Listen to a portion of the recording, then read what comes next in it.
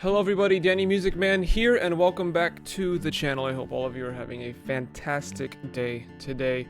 Guys, we're talking about Radiohead today. Radiohead. I'm sure you are very familiar with them. They are like an alt-rock band from the 90s and 2000s that's absolutely killer. And today, in this video, we're going to be talking about that I was wrong about Radiohead, because I used to be like, Radiohead, bleh, and then I was like, okay, maybe I'll listen to a little bit, and now I'm like, wow, Radiohead's incredible. So today we're just going to be talking about how I got it wrong with Radiohead, and I'm gonna tell you my discography journey and what songs I like and the things that really stood out to me from their discography. So let's get straight into it. So first things first, I actually never grew up with Radiohead. The closest that I got to listening to Radiohead was actually listening to Tears for Fears version of Creep, which is a live version from their deluxe bonus edition of Raoul and the Kings of Spain, and in my opinion it's a little bit better, and by a little bit I mean a lot better than the Creep version. But I think I can get away with saying that because even Creep themselves said that they don't really like Creep. And you know what? I gotta be honest, after listening to Radiohead's discography, I get it now. I get why they have that sentiment, because there's so many other songs that they have that you can clearly tell that they put a lot more thought and creativity into, and Creep is not even in the same universe as the songs that I'm going to talk about today. And for some reason, it's the most popular song, which I get it now. That makes me mad. I get it, Creep. I feel you. But yeah, today we're just going to talk about, the songs that really blew me away and the songs that I heard for the first time. So other than Creep, the first Radiohead songs that I heard was actually, I think the second one I ever heard was, I cannot remember, when I heard the song for the first time, but I heard Daydreaming from their last album, A Moon-Shaped Pool. And I remember listening to it and I was like, wow, this is really good. And it's this super atmospheric, down-tempo song with these ghostly vocals, and it's really, really great. It's very ethereal. It sounds like you're daydreaming, which... Fair play, because you made the right call there, Radiohead. But I listened to that, and also I listened to Spectre, which, if you saw my James Bond video, you'll know how I feel about Spectre. But I think Spectre is one of their best songs, and it was actually a song that was supposed to be on the Spectre movie for James Bond, but it was rejected for being too sad and depressing. You hired Radiohead, and you're actually gonna get mad at them for making, their strong suit. They make sad songs, and you're gonna get mad at them for making, sad songs? I don't get that. But yeah, I listened to Spectre too. And I think the last song that I heard before listening to the discography was Nude from In Rainbows, 2007. And a lot of, Daydreaming and Spectre and Nude all have this very kind of atmospheric, ethereal, sadness to it. And maybe that's why I liked those three when I heard them, because I was like, wow, these are really, really good. And I should preface, I am not a sad person. I like to think I'm pretty content and happy. But the thing is, I prefer listening to sad songs over happy songs, because I think sad songs are better written, and they're usually just better songs than happier songs, and there's more emotion and more, tender love and care to the sad songs, because the artist is pouring their heart and soul into the song, whereas happy, it's just like, happy. But yeah, I think those songs are really great. And so that was my beginning for Radiohead, really. And now we're going to talk about the discography when I first explored it for the first time. So about a year and a half ago, I explored the discography. Finally, I was like, all right, you know what? We're going to check out Radiohead. We're going to see what they're all about, because I liked Daydreaming, Spectre, and Nude. And so I was like, all right, they gotta have more of this stuff, because this stuff's great. And so I finally listened to the discography, and it absolutely blew me away. It absolutely blew me away. And I actually forgot to mention this at the beginning of the video, but growing up, just knowing through pop culture and being, not listening to Radiohead, but just knowing of them, they're like, oh, they're a sad band for sad people, and, this thing, and oh, they're the most depressing band of all time, and blah, blah, blah, blah, and that kind of stuff. And I kind of fell into that. I was like, yeah, they are, but I didn't really, I never really listened to their discography, so I couldn't say for sure. But I can safely say now that Radiohead is absolutely unbelievable. I was wrong. I might be wrong, and I might be wrong. It's not a pun, but I am wrong about Radiohead. I totally got them wrong. They are not, I judged them, and now I'm eating my words, because they are absolutely incredible. It blew me away. Listening to the discography, I listened to, I think, The Bends, OK Computer, and Kid A. and especially Kid A was incredible. I heard Kid A front to back one night, late at night.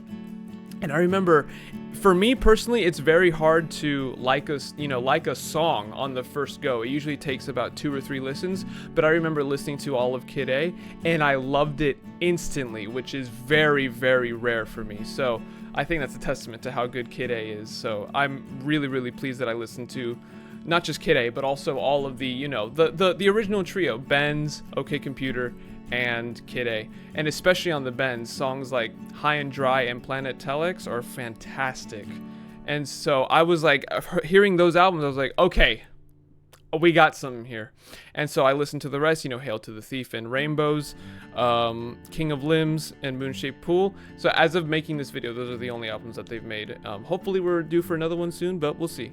And I listened to the rest of the discography, and it was fantastic. I even liked King of Limbs, and I know a lot of people don't like that because it's way too experimental.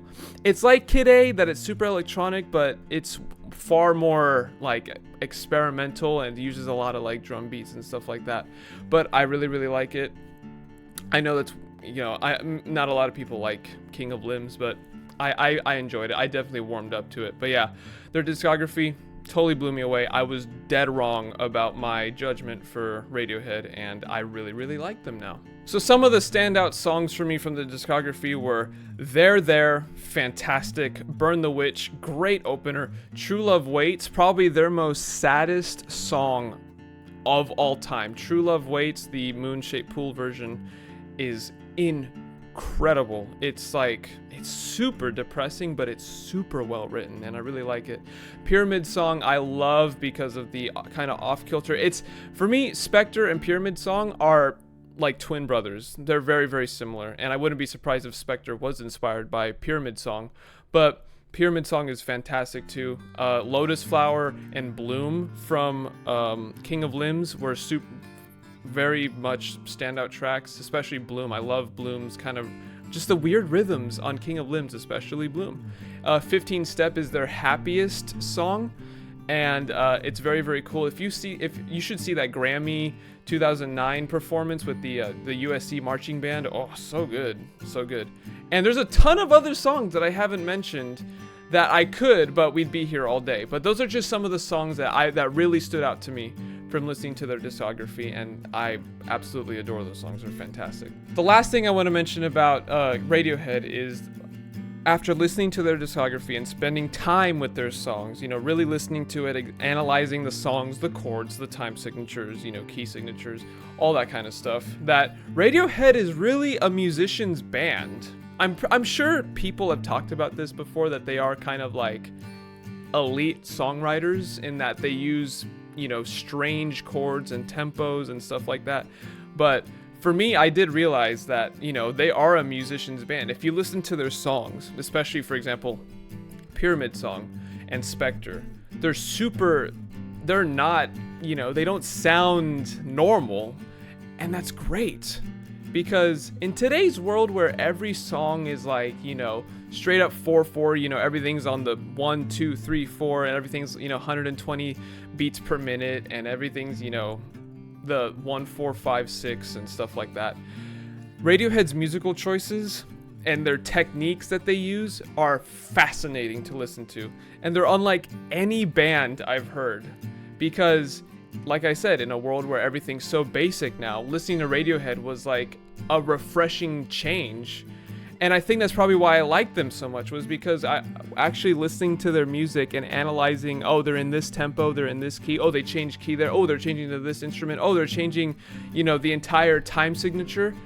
It's great. It's music that surprises you is always very fun. And for me, music that it surprises me with key changes in songs and stuff like that, I love that stuff. It makes it actually interesting to listen to, and a lot of Radiohead's discography is like that. So kudos to you, Radiohead, because you absolutely, you guys know how to write songs, and not just write songs, you guys know how to write interesting songs that you can listen to over and over again, and it never gets old because there's always something new to discover. So very nice, Radiohead.